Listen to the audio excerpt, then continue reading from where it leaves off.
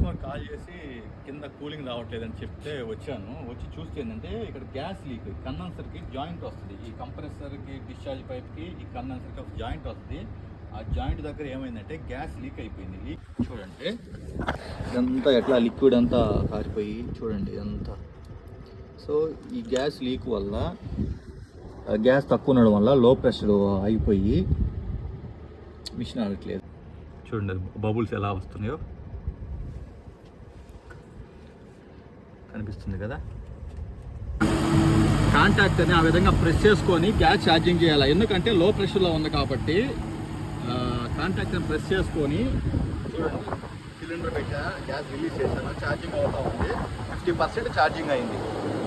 మనకి ఎంత R22 అంటే ఎంత ఉండాలా, 72-75 వరకు ఉంటే సరిపోతుంది.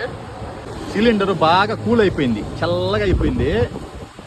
అందుకని ఏం చేస్తున్నా అంటే హాట్ వాటర్ తెప్పించి పోస్తున్నా. ఇంకా 55 దాటి ఇంకెక్కట్లేదు అది. సో కాంటాక్ట్ ఇంకా పట్టుకోలేదు.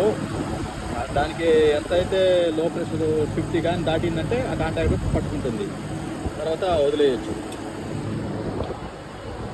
ఓకే, ఇప్పుడు కాంటాక్టర్ పట్టుకునింది. గ్యాస్ ఛార్జ్ అవుతుంది. చూడండి ఎంత ఎక్కిందో, 50 వచ్చింది. 75 వరకు వస్తే సరిపోతుంది.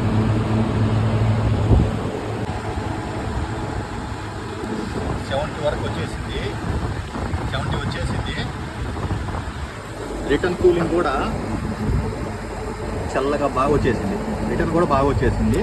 అంటే 70 వరకు వేసి సరిపోతుంది. 65 అలా వేసాను అనుకో, మళ్ళీ సమ్మర్లో ఇదే కస్టమర్ మళ్ళీ కాల్ చేస్తాడు, కూలింగ్ రాలేదు అప్పుడు మళ్ళీ నన్నే అంటాడు. అందుకని చెప్పేది నేను 70 వరకు వేసేసి ఇంకా అంతకు మించి ఎక్కట్లేదు. అది ఇన్ని హాట్ వాటర్ పోసినా కూడా అయిపోయింది.